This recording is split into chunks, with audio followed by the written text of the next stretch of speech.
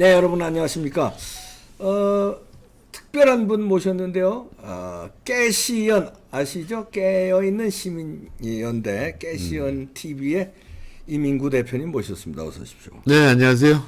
깨시연 하면은 이제 아시는 분 잘 아시겠습니다만 이제 윤석열 대통령 그 유세 때 윤석열을 지지해서 화제가 됐는데 사실은 이제 애초에 출발은 이제 약간 왼쪽에서 네, 진보 쪽에 활동하셨죠.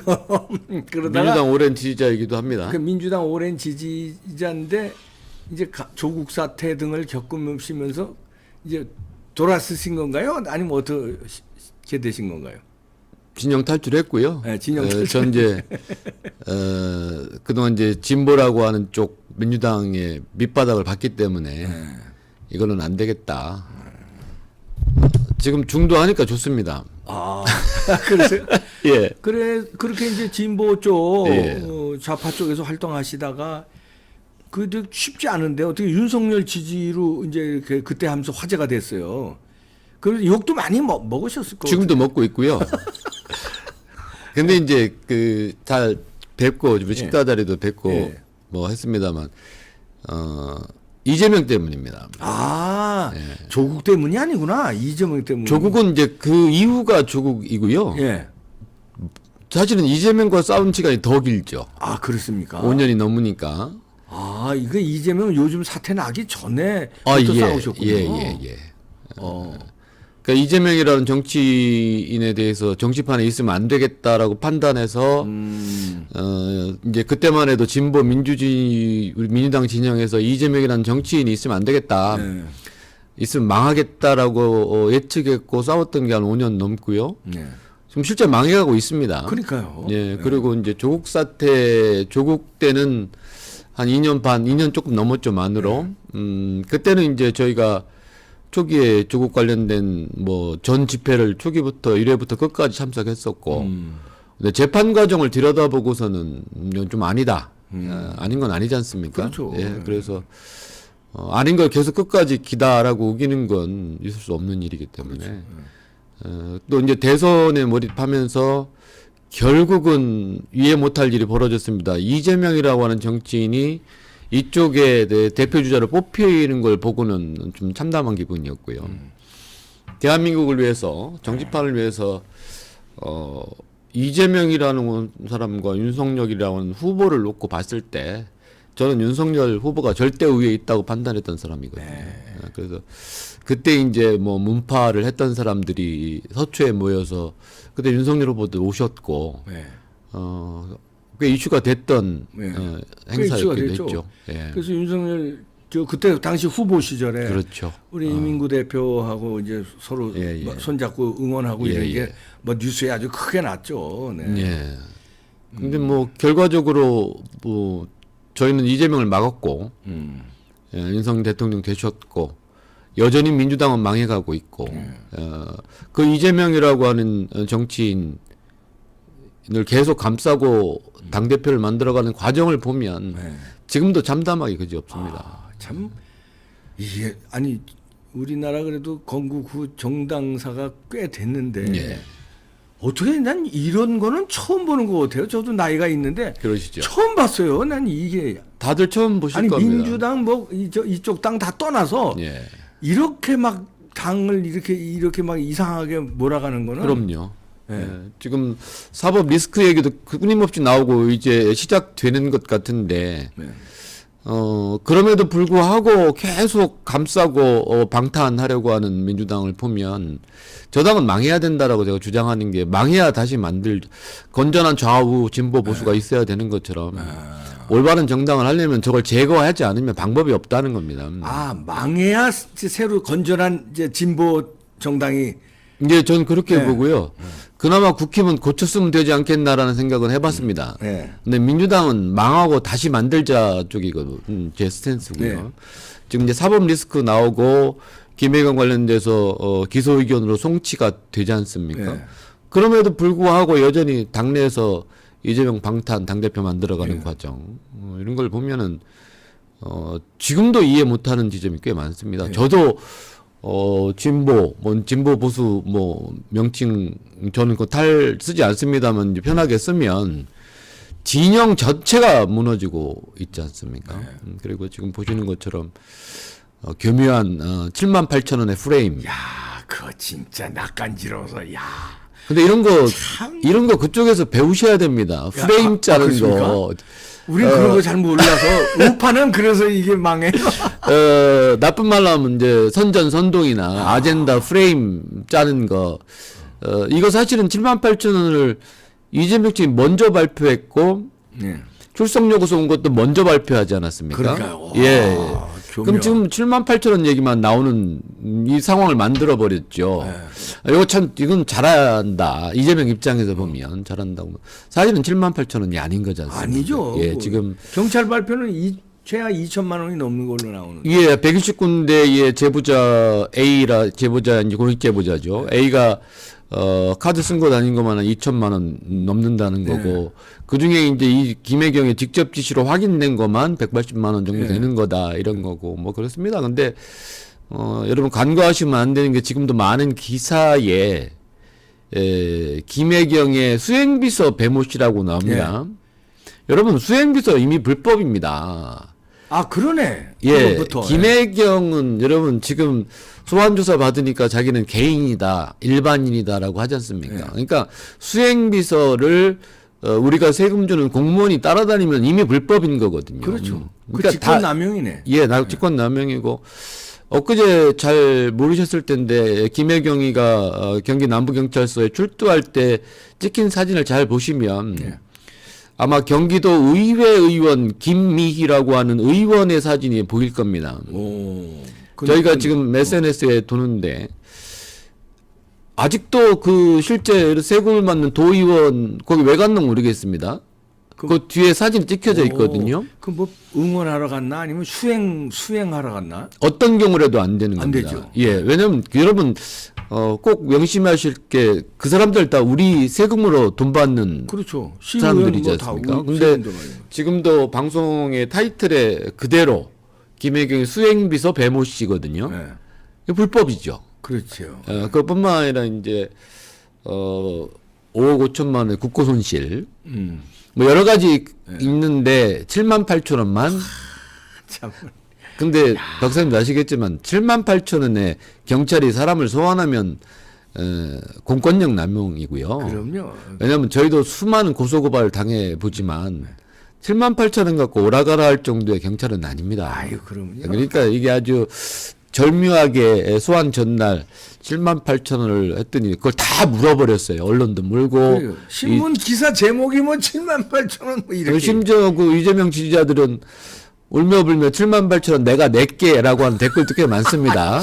그러니까 늘 이런 식으로 아주 절묘한 프레임 짜기, 반짜기, 또 아젠다, 또 언론을 주도하는 뭐 속된 말로 떡밥을 던져주는 이런 거는 제가 봐도 한 수 위입니다.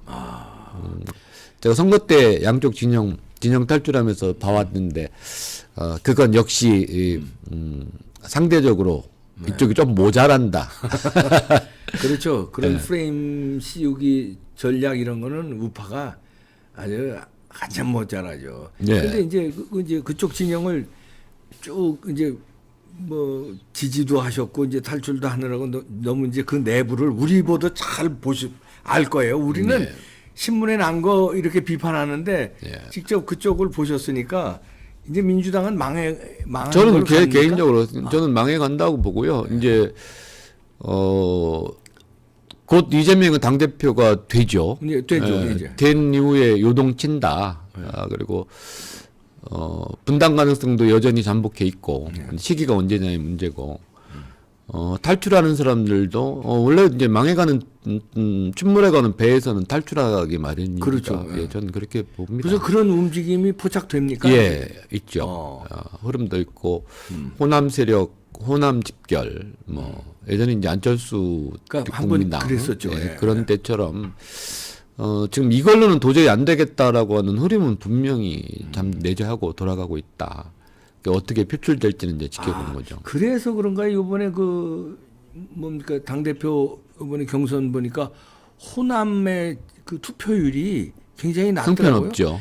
원래 호남이 투표율이 센 데 아닙니까? 그럼요. 특히 민주당 무슨 행사 때는 열일 제쳐놓고 하는 데인데. 호남 주축의 정당이기도 하죠. 그러니까. 예, 그러면 거기서 투표율이 저렇게 온라인 투표가 뭐 17, 18% 정도밖에 안 나오는 거고 전체 그러니까 호남의 민심은 민주당이 관심이 없어졌다는 거죠. 저는 그렇게 판단하고요. 그런 세력들이 뭐 어떻게든 움직여서 요동쳐서 변화하지 않으면. 근데 이걸 아직도 이재명을 지지하는 세력들은 또다시 이재명으로 5년을 대비한다. 뭐 다시 이재명. 저는 이게 불가능한 논이라고 보고요.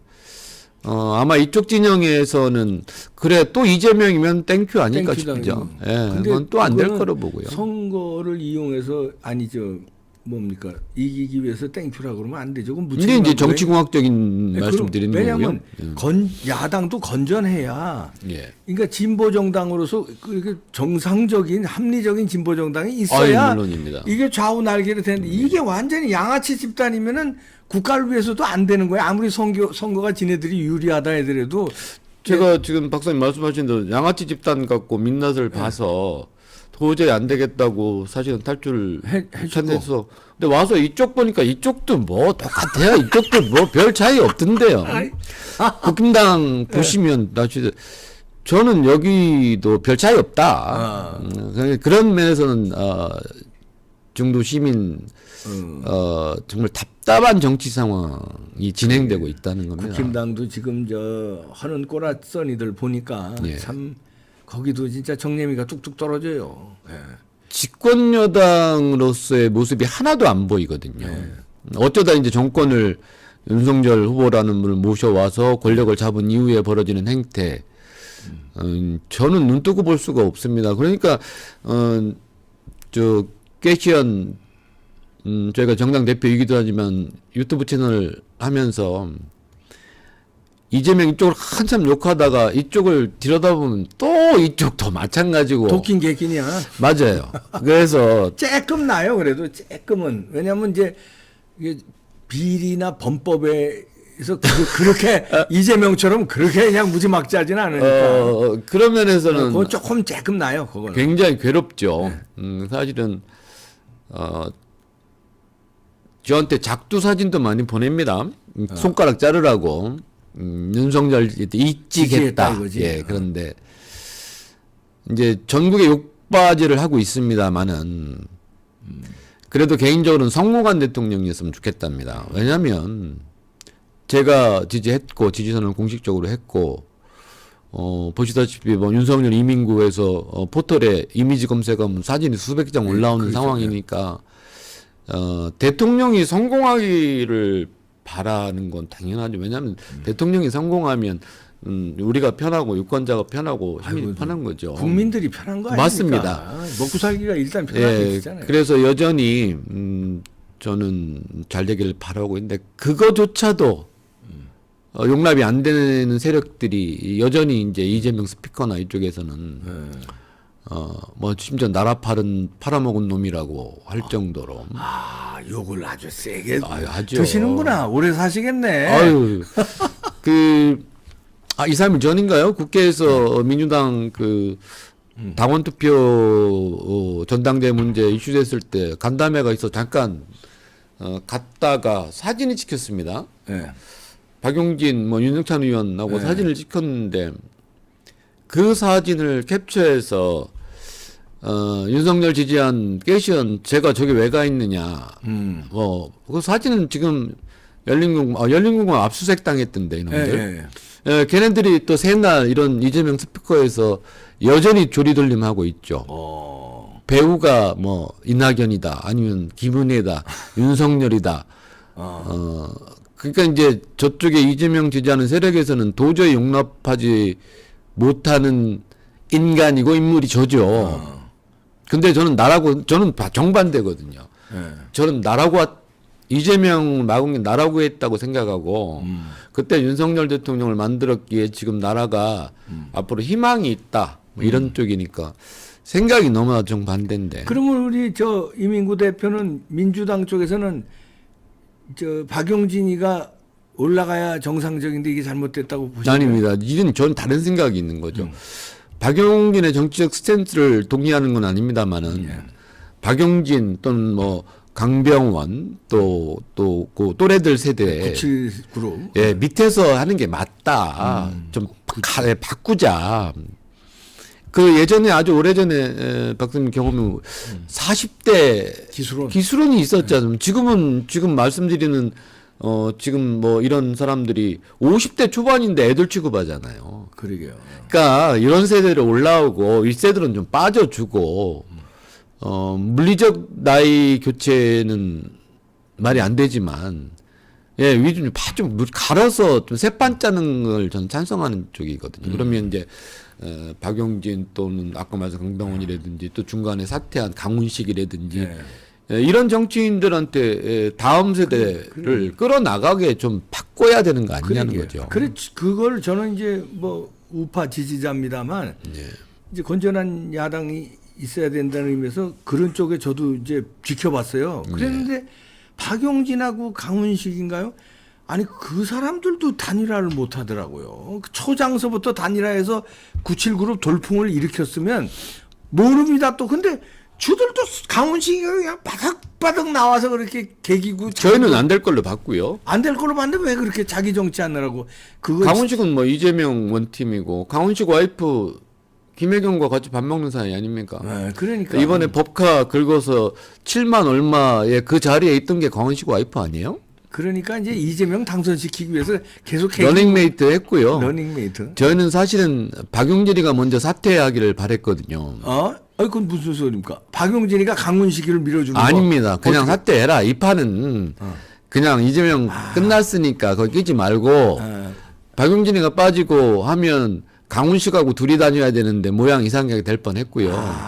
그다음에 445인 문제가 또 이제 빠지는 거 하면 강훈식까지 빠지면 옛날에 445 이재명 100%로 당선된다고 민주당에서 발표해야 되는데 근데 어쨌든 그런 논의가 있고 압력이 가할 때 강훈식가 선수 치고 빠져버려서 박용진은 끝까지 가야 되는 입장이 된 거죠.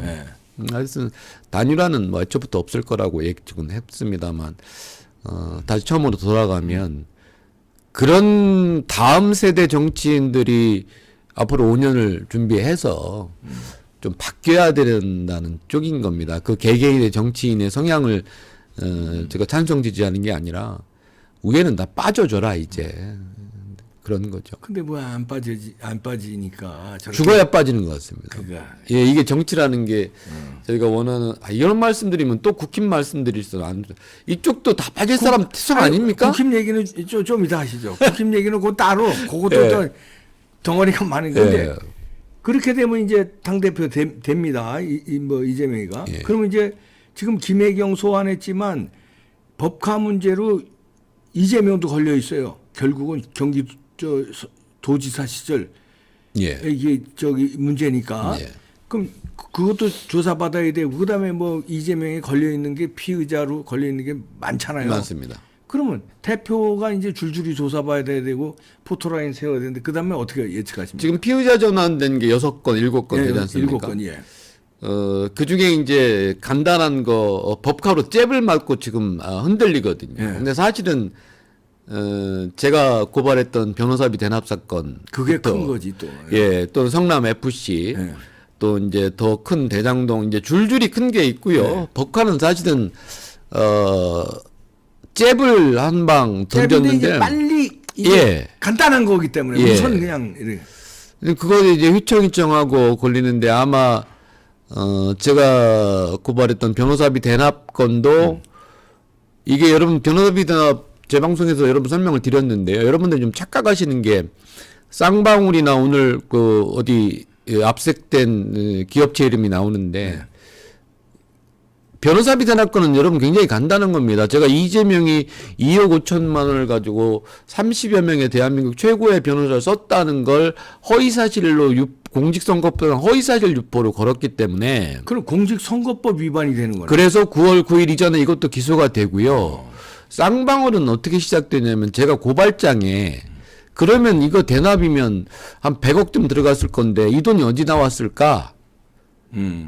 그게 이제 쌍방울이고 그걸 저희가 돌아가신 이병철님의 녹취를 제공 검찰에 증거로 낸 거고. 네.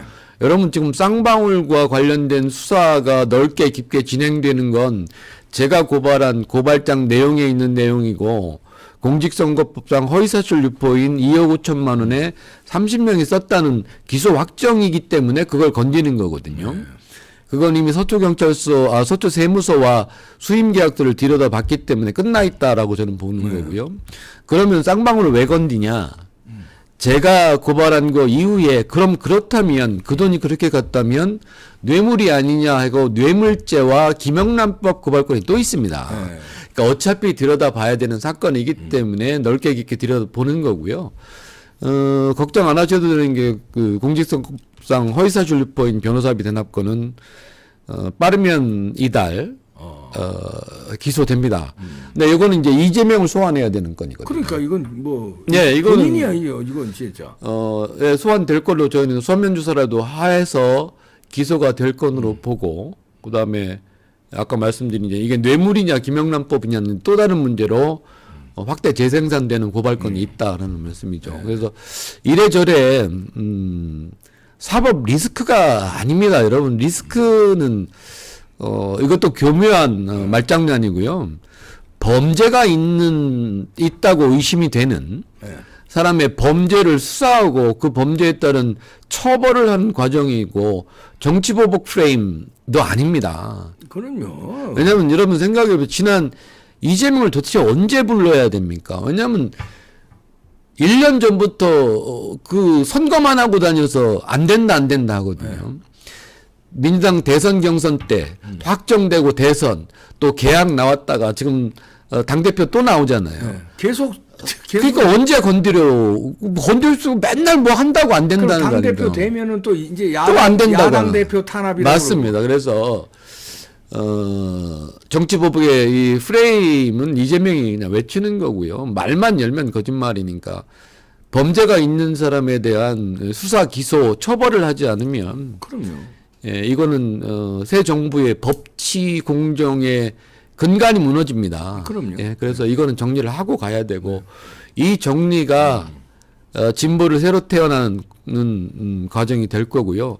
진보가 이걸 어떻게 해야 저쪽 진영도 이쪽 진영도 이쪽 진영에 이재명 하는 꼴을 보면 웬만한 게 지금 다 용서되지 않습니까? 그러니까 우린 조금 낫다. 상대적으로 이러고 나와요. 이러고 나와. 그러니까요. 말이 안 되는 거 아닙니까? 뭐 그래서 그 이재명이 출마하면서 절차적 정당성이나 도덕적 기준이 완전히 무너져 버렸다는 게 저는 뭐 음주운전 실수할 수 있죠. 그러면 깍듯이 사과해야죠. 근데 공익을 위해서 음주운전 전과가 생겼다든지 그 변호사가 무고 전과가 있다든지 이게 이제 이재명은 다 공익을 하다 생겼다는 거 아닙니까? 네. 그러면 대한민국의 어떤 사람도 범죄를 저지르면 공익을 하다 생겼다. 그렇죠. 그러니까 이제 아까 말씀드린 대로 이재명 덕분에 이재명보다 조금 낫다. 이런 이제 기준이 생기니까 이 기준을 없애버린 역사적 죄를 이재명은 받아야 됩니다. 네, 그럼요. 예, 그래 저희가 최소한 공직이라면 좀 깨끗하고 도덕적인 지금 도덕적 기준을 뭉개버렸지 않습니까? 그런데 도덕적 기준이 있어야 되고요. 그 기준에 벗어나면 유권자한테 사과하고 용서를 빌고 선택을 받아야 되는 과정이 필요하지 않습니까? 그럼요. 예, 그래서 그런 여러 과정으로 5년째 싸우고 있는 건데. 제가 이재명 고발한 건이 공수처 포함해서 한 몇 개? 7건 되고요. 7건이나 고발하셨어요? 예. 이재명 건을? 오. 허위사실 유포, 심지어 뭐 유동규가 측근이 아니다 이런 것도 제가 다 걸어버렸으니까요. 그리고 이제 저쪽에서 이재명 직접 한 건 아닙니다만 이재명 애들이겠죠. 제가 책 낸 이재명 엑스파일에 대한 출판물에 의한 명예훼손, 공직선거법, 정치자금법, 집회 관련된 거, 쌍욕된 거 하면 쌍방 한 20여 건 됩니다. 근데 이병철 님이 돌아가신 이후에 네. 이게 어쩌면 목숨을 건 싸움일지도 모르겠다라고 제가 그때 생각했었거든요. 오, 그렇지. 지금 4명이나 무슨 예. 저 사망 이명을 의무사 살렸으니까. 있고, 근데 이병철님의 녹취를 받아서 제가 고발했을 때만 해도, 그럼 혹시 내가 5번째 그럼요. 예, 그분하고는 제가 3개월 같이 네. 고발한 이후에 활동을 같이 했기 때문에 제가 그 이병철님은 오프에서 제일 마지막 본 사람이기도 합니다. 예. 주말에 야 다음 주에 보자라고 헤어지고 제가 장례식장에서 봤으니까. 아이고. 그러니까 그때 제가 이제 기분이 좀 섬찟하셨겠네. 저 이제 그때 이게 진짜 목숨을 걸 수도 있겠구나라고. 근데 이재명과 오랜 시간 투쟁하고 싸운 사람들은 그런 생각을 많이 합니다. 재밌는 에피 하나 말씀드릴게요. 그 이병철님이 돌아가신 이후에 카톡방을 하나 만들었습니다. 아 예. 단체톡. 예. 그게 이제 이재명과 싸웠던 여러분 다 아실 만한 예. 뭐 이민석 변호사, 김사랑 포함해서 저 포함해서 한 8명 정도가 서로 걱정하는 단톡방 이름이 생존 안부방입니다. 야 처절하다 처절해. 서로 진짜. 매일 별일 야, 없냐고. 생존을 이제 안부 생존 안부. 얘만 안부방. 그거를 그 후에 살아있냐? 야. 카톡을 운영할 정도로 그럴 때가 이제 있었죠. 근데 이제 정권이 바뀐 이후에는 조금 짐을 좀 덜었고, 만약에 이제 이재명 대통령이 그대로 당선됐다. 그러면 저희는 다 죽었네. 더 죽었죠. 그 0.73%라는 게 정말 하늘이 내주신 나라고 했다 보고 나라뿐 아니라 이제 제 목숨을 구했고요. 예, 그러네. 예, 그런 에피도 있습니다. 야, 윤석열 대통령 그런데 또 막판에 우리 깨시온 우리 저 대표께서 깨시온들과 함께 윤석열의 손을 들어줌으로 해서 그것도 상당한 도움이 됐을 거예요. 왜냐하면 중도라든가 일부 좌파에서들 이재명은 안 그럼요. 되고 그건 많이 도움 예. 됐을 거예요. 예. 지금도 많은 이제 문파 또는 문재인 대통령을 지지했던 세력들 중에 윤석열 후보를 지지하고 너무 많. 지금 0.74님이라는 건 24만 명. 그러면 양쪽 진영이 집결하는 건 어쩔 수 없지만 그렇지. 예.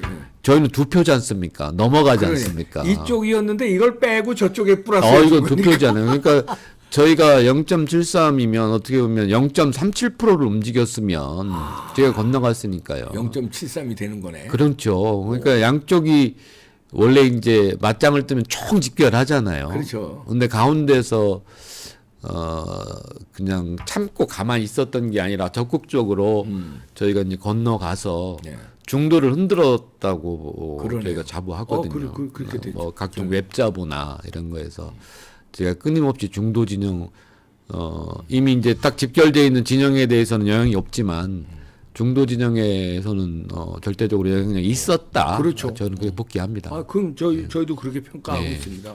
큰일 하셨고요. 나라를 위해서도 큰일 했지만 개인적으로 우리 이민구 대표의 생존 그럼요. 저 생존 안녕의 순간이 있었죠. 거기도 큰 보탬이 되신 거예요. 예.